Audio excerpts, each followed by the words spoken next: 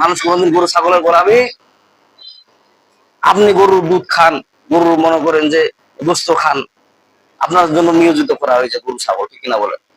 গরু ছাগল আপনার জন্য নিয়োজিত করা হয়েছে, আপনি গরুর গোস্ত খান। কেমন আল্লাহ পাক দুধের বাটার মধ্যে এত পরিমাণে দুধ দান করলেন,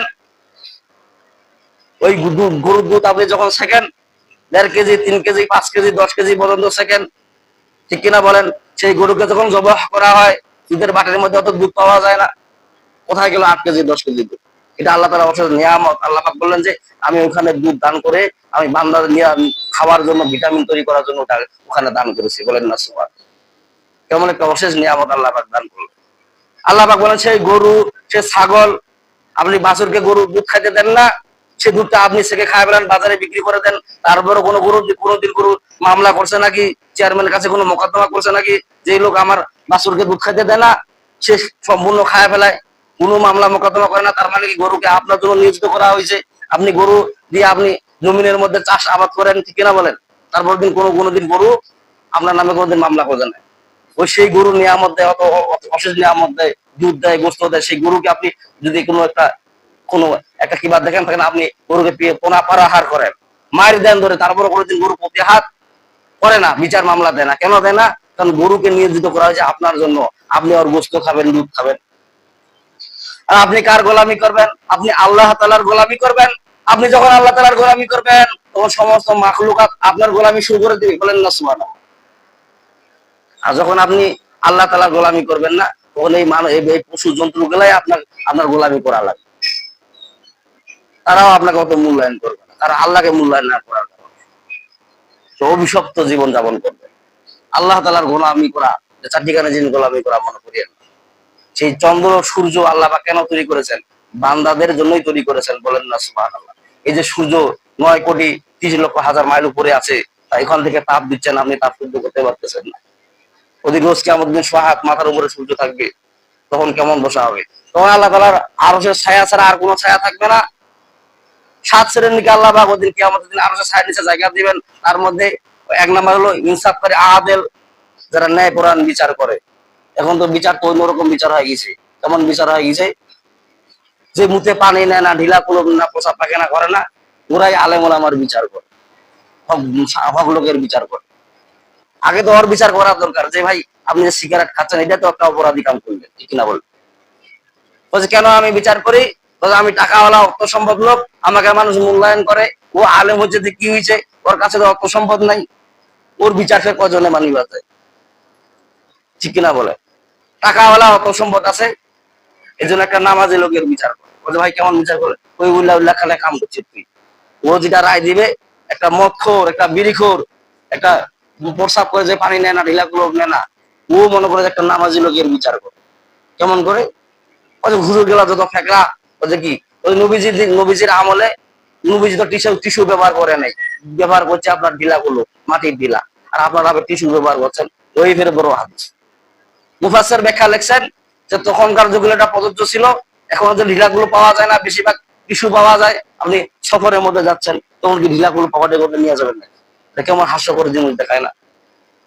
এখন কথা যে হুজুর ওই তখনকার তাফসীর আর আপনারা ফালাফালি করেন, দরকার হলে আমি পানি এই জন্য ব্যবহার করি না, প্রসাব দিয়া করে ঝাড়া দিয়া উঠে পালে। বলছে কেন?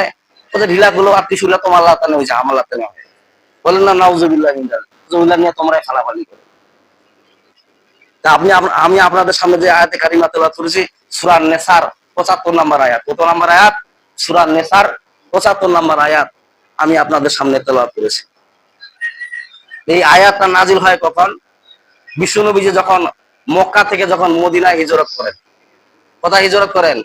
নবীজির জিন্দেগি কয়টা বলেন দেখি? 2টা জিন্দেগি। কুরআন কয় ভাগে বিভক্ত করা হয়েছে? 2 ভাগে বিভক্ত করা হয়েছে। একটা মক্কা, একটা মদিনা। মক্কায় যখন বিশ্বনবীজি ছিলেন, তখন যখন কুরআন আয়াত নাজিল হইতো, সেটাকে মাক্কি সূরা বলা হয়। আর মদিনা যখন ছিলেন, তখন যখন নাজিল হইতো, ওটা মাদানী সূরা বলা হয়। এই যে মক্কি আর মাদানী 2 ভাগে বিভক্ত। বিশ্বনবীজি এই কোরআনকে 2 ভাগে বিভক্ত করা হয়েছে, মক্কা আর মদিনা। বিশ্বনবী যখন মক্কা থেকে যখন মদিনায় গমন করলেন, কেন গমন করলেন? কাফেরদের অত্যাচারে, ওই যে রাতের অন্ধকারে বিশ্বনবীজিকে মারার জন্য পায়তারা করলেন। বিশ্বনবীজি 23 বছর জিন্দেগির মধ্যে 17 বছর থেকে 40 বছর বয়স পর্যন্ত, এখানে 23 বছর জিন্দেগির মধ্যে এর আগে কোনো কোরআনের কথা হক কথা বলে নাই, ওই জন্য ওর উপর কোনো প্রচারণ করা হয়নি। যখন এই বিশ্ব নবীজি কোরআনের কথা বললেন, হালাল হারামের কথা বললেন, সুদ ঘুষের কথা বললেন, তখন এই বিশ্ব নবীজির প্রতি কাফের মক্কার কুমার বংশেরা অত্যাচার শুরু করে দিয়ে দিল। তখন এই বিশ্ব নবীজি মক্কা ছেড়ে কোথায়? মদিনায় ভ্রমণ করলেন। কেন হিজরত করলেন? এই কাফেরদের অত্যাচারে। বিশ্ব নবীজি যখন মক্কা ছেড়ে যখন মদিনায় ভ্রমণ করলেন, মদিনা যাওয়ার পরে বিশ্ব নবীজি সেখানে রাজকীয় হয়ে গেলেন, বলেন না সুবহানাল্লাহ। মক্কাটা ছিল বিশ্ব নবীর জন্ম একটা ভূমিষ্ঠ, সেখানে বিশ্ব নবী জন্মগ্রহণ করেছেন। সেই মক্কাটা জন্মের মায়া ছাড়ে দিয়া তিনি মদিনায় ভ্রমণ করলেন। কেন?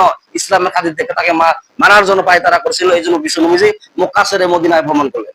মদিনায় যখন ভ্রমণ করলেন, মদিনার কাফেরদেরকে ইসলামের দাওয়াত দিচ্ছেন। এক পর্যায়ে বিশ্ব নবীজি বিজয় লাভ করলেন ইসলামের পথে, ইসলামের দাওয়াত দেওয়ার কারণে, বলেন না সুবহানাল্লাহ। যখন ইসলামের বিজয় দান করলেন, বিশ্ব নবীজি তখন মদিনায় রাজকীয় পায়ে গেলেন, সেখানকার বাদশাহ হয়ে গেলেন, বলেন না সুবহানাল্লাহ। এই জন্য একটা গজল আছে না, যে দুজাহানের বাদশাহ নবী খেজুর পাতার বিছানার মধ্যে শুয়েছিলেন, একটা গজল আছে না। দুজাহানের বাদশাহ নবী বাদশাহগিরি করলেন না, তার বিছানা ছিল খেজুর পাতার বিছানা, বলেন না সুবহানাল্লাহ। তিনি বাদশাহগিরি ছিলেন, তারপরে খেজুর পাতার মধ্যে তিনি বিশ্রাম করতেন, বলেন না সুবহানাল্লাহ। কেমন বাদশাহী পেয়েছে। মদিনায় যখন বাদশাহী পেলেন, আরাম আয়েশে খাওয়া শুরু করে দিলেন, ভালোই চলতেছিল। হঠাৎ করে মক্কার কাফেররা, কুরাইশ বংশের কাফেররা মক্কার অসহায় নারী এবং পুরুষদের প্রতি অত্যাচার শুরু করে দিল, বলেন না নাউজুবিল্লাহ। কুরাইশ বংশের ছেড়ে বিশ্বনবী যখন মদিনায় গমন করলেন, মদিনায় যাওয়ার পর ওখানে রাজকীয় পেলেন, রাজকীয় ভালোভাবে চলতেছেন, সুন্দর খাচ্ছেন বেড়াচ্ছেন, কোনো টেনশন নাই নবীজির, সুন্দর ভাবে চলতেছেন, কোনো নির্ভেজাল, কোনো ভেজাল নাই। হঠাৎ করে মক্কার কুরাইশ বংশের কাফেররা অসহায় নর নারীর প্রতি এবং শিশুদের প্রতি অত্যাচার শুরু করে দিয়ে দিল। শিশুদেরকে পা ধরে উঁচু থেকে নিচে থেকে আছাড় মারে ফেলায়। তারপরে কুরাইশ বংশের অসহায় নারী যেগুলো আছে, ওই নারীদের প্রতি ধর্ষণ করা শুরু করে দিয়ে দিল, আর পুরুষদের প্রতি নির্যাতন চালা শুরু করে দিয়ে দিল। এই এলহাম বিশ্ব নবীজির কানে গেলেন। বিশ্ব নবীজি তখন কোথায় ছিলেন বলেন দেখি? মদিনায় ছিলেন। মদিনায় তিনি রাজকীয় হালতে চলতেছেন, আরাম আয়েশে চলতেছেন। এই ঘটনা মক্কার কাফেররা যখন মক্কার নারীর উপর অত্যাচার শুরু করে দিল, এই অত্যাচারের কথা নবীজির কানে গেলেন। নবীজি তখন ভাবলেন যে আমি তো এখানে রাজকীয় হালত ভাবে চলতেছি, আমি তো ভালো আরাম আয়েশ করতেছি। মক্কার কাফেররা ওদের প্রতি ওরাই তো আমাকে ছাড়াই দিছি, যাদের উপর নির্যাতন চালাচ্ছে তারাই তো আমাকে পরিকল্পনা করে, আমাকে ষড়যন্ত্র করে, আমাকে হেস্তনেস্ত করে আমাকে মদিনায় পাঠাই দিল। আমি মদিনায় আসি আরাম আয়েশ খাচ্তেছি, ওরা মার খাচ্ছে, খাওয়া আমার কি কাছে যায়। এরকম লোক আছে না নাই? এরকম প্রকৃতির লোক আছে না নাই? আমি এক এলাকায় বসবাস করি, ওই এলাকার মধ্যে লোক আমার নির্যাতন চালাইছে, এই জন্য আমি আরেক এলাকায় যা বসবাস করতেছি, ওখানে রাজকীয় হালত পাচ্ছি, খাওয়া দাওয়া পাচ্ছি, ওই এলাকায় মারামারি লাগছে, অসহায় শিশু নারী মানুষ নির্যাতন ভাবে মারতেছে, আর আমি তো আনা বেটা হর তোমরা এলা বুঝো খেলা। এরকম লোক আছে না নাই? আল্লাহ পাক বরদাস্ত করলে পারলেন না। আল্লাহ পাক সূরা নেসার ৭৫ নম্বর আয়াত নাযিল করে দিলেন। আল্লাহ পাক বলতেছেন, ওয়া মালাকুম লা তুকাতিলুনা ফি সাবিলিল্লাহি ওয়াল মুস্তাদআফিনা মিনার রিজালি ওয়ান নিসাই ওয়াল উলদানিল্লাযিনা ইয়াকুলুনা রাব্বানা আখরিজনা মিন হাযিহিল ক্বরয়াতিল যালিমি আহলুহা ওয়াজআল লানা মিন লাদুনকা ওয়ালিয়্যা ওয়াজআল লানা মিন লাদুনকা নাসীরা। আল্লাহু আকবার। আল্লাহ পাক কোরআনের আয়াত নাযিল করে দিলেন, হে রাসূল, ওয়া মা লাকুম, কি হলো আপনার? ওয়া মা লাকুম, আপনি কি হলো? মক্কা ছেড়ে আপনি মদিনায় গমন করলেন, মদিনার রাজকীয় হালত পেলেন, ছাইনসার মতো চলতেছেন। আপনি কি জানেন না? ওয়া মা লাকুম লা তুকাতিলুনা ফি সাবিলিল্লাহ, ওয়া মা লাকুম, তোমাদের কি হলো? লা তুকাতিলুনা ফি সাবিলিল্লাহ, আল্লাহর রাস্তায় কেন তোমরা জিহাদ করো না? অন্যায় শিশুদেরকে মারতেছে।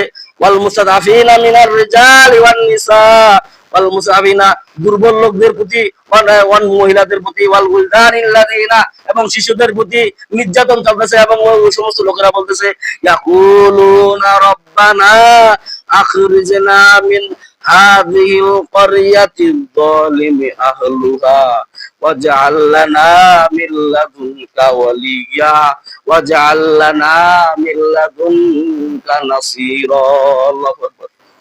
আল্লাহ পাক বলতেছেন, হে রাসূল আপনি তো মক্কা ছিয়া আসছেন, মক্কার মধ্যে যে অসহায় নর নারীর প্রতি যে কাফের মক্কার রাজা অত্যাচার করতেছে আপনি কি সেটা জানেন? তারা যে বলতেছে ইয়াকুল রব্বানা, হে আমাদের প্রতি ভালো, আখরিজনা আমাদের বাইর করে দেন মিন হাযিল করিয়াতি যালিম আহলুহা, এই জালিম সরকারদের শাসক থেকে আমাদেরকে আপনারা বাইর করেন, ওয়াজআলনা মিন লাদুনকা ওয়ালিয়্যান, এবং আপনি আমাদের জন্য একটা অভিভাবক পাঠান, ওয়াজআলনা মিন লাদুনকা নাসিরা, এবং সাহায্যকারী হিসেবে পাঠান।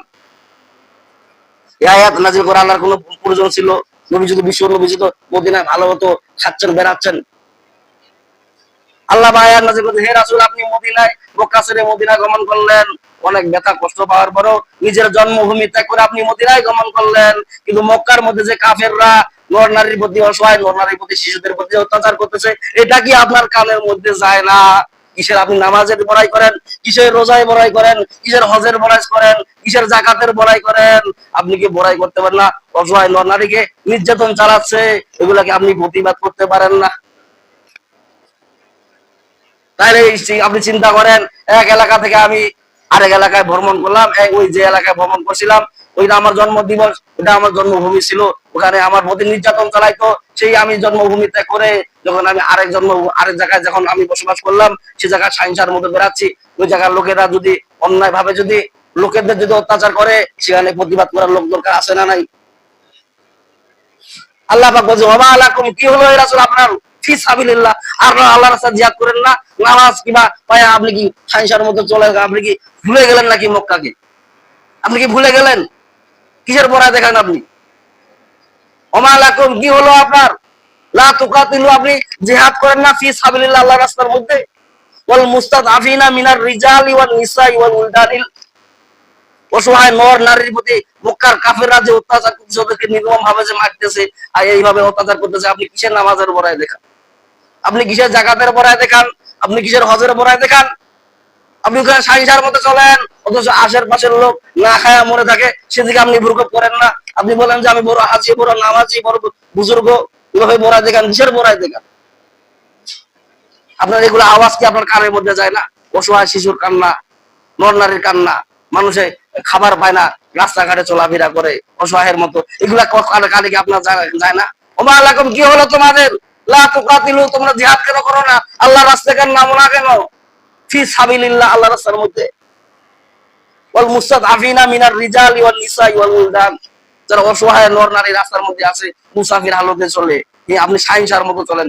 আর তারা বলেছে ইয়াকুলুনা রব্বানা, ইয়াকুলু হাই রব্বানা, এ আমাদের প্রতিপালক, আখরিজনা মিন হাযিল ক্বরিয়াতিজ যালিমি আহলুহা, আপনি এই জালিম সরকার থেকে আমাদেরকে নিরাপত্তা হিসাবে বাড়ি করেন, এবং কি ওয়াজআলনা মিন লাদুনকা ওয়ালিয়্যা, এবং সাহায্যকারী হিসাবে আপনি অভিভাবক আমাদেরকে পাঠান, ওয়াজআলনা মিন লাদুনকা নাসিরা, এবং সাহায্যকারী হিসাবে আমাদেরকে কাউকে পাঠান। আপনার টাকা পয়সা আছে, অর্থ সম্পদ, আপনি সাইসার মতো চলেন, নামাজ পড়েন, রোজা করেন, হজ করেন, যাকাত করেন, পাশের একটা লোক না খায়া থাকে, আল্লাহ পাক বলেন ওমা লাকুম, তোমার কি হইলো? কি হইলো তোমার? লা তুকাতিলুনা ফি সাবিলিল্লাহ, ওই অসহায় লোকটা না খায়া আছে, কেন তুমি ওকে সাহায্য করো না? তুমি কিসের নামাজি বড়াই করো? আল্লাহ পাক আয়াত নাযিল করে বলছেন, হে রাসূল আপনি কিসের রাসূলের বড়াই করে দেখা বেড়ান? কিসের আপনি নামাজের বড়াই করেন, কিসের হজের বড়াই করেন? পাশের লোক না খায়া থাকে, আপনি চুপ করে থাকেন। তারা যে বলে ইয়াকুলুনা রব্বানা, তারা যে বলে হায় আমাদের রব, আখরিজনা মিন হাযিল করিয়াতিজ যালিমি আহলুহা, এই জালিম সরকার থেকে আমাদেরকে বাইর করেন, আমাদের কোনো খোঁজ খবরে তারা রাখে না। এমন একটা দেশেদেরকে আমাদেরকে দাঁড় করেন, এমন একটা নেতা আমাদের দান করেন, এমন একটা এলাকার রাজকীয় লোক আপনার কি আমাদের মাথায় চাপাই দেন, তারা কি করবে? ওয়াজআলনা মিন লাদুনকা ওয়ালিয়্যা, তারা আমাদের অভিভাবক হয়ে যাবে। অসহায় লোকের অভিভাবক কারা? যাদের মা নাই, বাবা নাই, যারা মুসাফির হালতে চলে, কষ্টে চলে, তাদের অভিভাবক হিসাবে একজনকে পাঠান। আর আপনি কেমন, আপনার টাকা হলে অত সভ্যতা কিছু, আপনি একজনকার অভিভাবক হইতে পারেন না? আল্লাহ পাক অভিভাবক হয়ে আছেন। বিশ্ব নবী কেমন অভিভাবক ছিলেন? বিধবা নারী তাদের বাড়ি বাস দিয়া যাইতেন, আর বলতেন যে তোমাদের কোনো খরচ লাগবে নাকি, কোনো বাজার খরচ লাগবে নাকি? যদি বাজার খরচ লাগে আমার রাসূলকে বলো, আমি তোমার বাজার খরচ করে দিয়ে দেব। কেমন ছিলেন বিশ্বনবী? হযরত ওমর রাদিয়াল্লাহু আনহু একই কথা বলতেন, বাড়ির আশেপাশে অসহায় লোকের বাড়ি আশেপাশে দিয়ে যাতায়াত করতেন, আর বলতেন তোমাদের কিছু প্রয়োজন আছে নাকি, আমার ওমরকে বলো, আমি তোমাদেরকে সাহায্য করব। দেখেন না সূরা নিসার ৭৫ নম্বর আয়াত, দেখেন এটা কি এমনি এমনি নাযিল হয়েছে নাকি? দেখি আমার বাবার বাড়ি কথা নাকি, মুখের কথা নাকি? দেখি কেউ আয়াত বানাতে পারবে? আল্লাহ পাক স্পষ্ট বলতেছেন, ওয়া মা লাকুম লা তুকাতিলুনা ফি সাবিলিল্লাহি ওয়াল মুস্তাদআফিনা মিনার রিজালি ওয়ান নিসাই ওয়াল উলদানিল্লাযিনা ইয়াকুলুনা রাব্বানা আখরিজনা মিন হাযিহিল ক্বরয়াতিল যালিমি আহলুহা ওয়াজআল লানা মিন লাদুনকা ওয়ালিয়্যা ওয়াজআল লানা মিন লাদুনকা নাসীরা। আল্লাহ পাক কোরআনের আয়াত নাযিল করে স্পষ্ট ভাবে বলতেছেন যে ওমা লাকুম, তোমাদের কি হলো? তোমরা নামাজ, রোজা, হজ, যাকাত এগুলা নিয়ে পড়ে আসো, হ্যাঁ, ওয়াল মুস্তাদআফিনা মিনার রিজাল ওয়ান নিসাই ওয়াল উলদান, অথচ বাড়ির আশেপাশে দুর্বল লোক, অসহায় নর নারী এবং কি শিশুদের প্রতি নির্যাতন চলতেছে, তারা না খায় জীবন যাপন করতেছে, তাদেরকে তোমরা দেখো না। অথচ ওই লোকরা আল্লাহর কাছে ফরিয়াদ করে কি বলতেছে? ইয়াকুলুনা রাব্বানা, তারা বলতেছে হাই হাই আমাদের প্রতিপালক, আখরিজনা মিন হাযিল ক্বরয়াতিজ যালিমি, কোন এলাকার মধ্যে আমাকে পাঠাইলেন? আমি মুসাফির হালতে চলতেছি, আমি অসহায় ভাবে চলতেছি, অথচ দানবীর লোক আছে আমাকে সাহায্য করে না, আমাকে দেখে না। আপনি কি এমন আমাদেরকে দলের মধ্যে পাঠাতে পারেন না? ওয়াজআল লানা মিন লাদুনকা ওয়ালিয়্যা, যারা আমাদের অভিভাবক হবে, ওয়াজআল লানা মিন লাদুনকা নাসীরা, এমন এলাকায় আমাকে পাঠাতে পারেন না যারা আমাদেরকে সাহায্য করবে? বাস, বিশ্বনবীজি তখন মদিনা ছেড়ে তখন মক্কায় ভ্রমণ করলেন এবং তাদেরকে সাহায্য করা শুরু করে দিলেন। এবং কাফেররা যারা অসহায় নারী বুদ্ধি নির্যাতন করতেন, তাদেরকে খেজুরের ঠাল দিয়া এবং ধারালো ছিল আল্লাহর সঙ্গে ধারালো দান করছে, ওটা দিয়ে একটা করে গর্দানের মধ্যে মারতেন, এবার নিঃশ্বাস করে দিতেন। 360টা মূর্তি কাবা শরীফের ভিতরে ছিল। যে কাবা শরীফ আমরা আজকে হজ করতে যাই, হাজিরা হজ করতে যাই, যদি কাবা শরীফ থেকে যদি মূর্তি যদি না সরাইতো, আপনি কিসের হজ করতে পারতেন? ঠিক না বলেন? সেই কাবা শরীফের ভিতরে যায় এই এই 360টা মূর্তিকে দমন করলেন। আবু বকরকে বললেন যে এই জমজমের পানি দিয়ে এটা ধৌত করো, এখানে ইবাদত খানা হয়ে যাবে। বলেন না সুবহানাল্লাহ। আর আমরা এইভাবে প্রতিহত করি, আমরা খালি নামাজ, রোজা, হজ, যাকাত থেকে মরাই করে চলবে না। আশেপাশে আমরা যারা অসহায় নর নারী থাকবে, আমরা সবাই তাদেরকে সাহায্য করব। বলেন ইনশাআল্লাহ। বলেন না ইনশাআল্লাহ। আর না পারেন ইনশাআল্লাহ অন্তত বলেন, আল্লাহ কবুল করতে পারে। ঠিক না বলেন? ওয়া আখিরু আলহামদুলিল্লাহি রাব্বিল আলামিন। যাদের সুন্নাত বাকি আছে সুন্নাত পড়েন।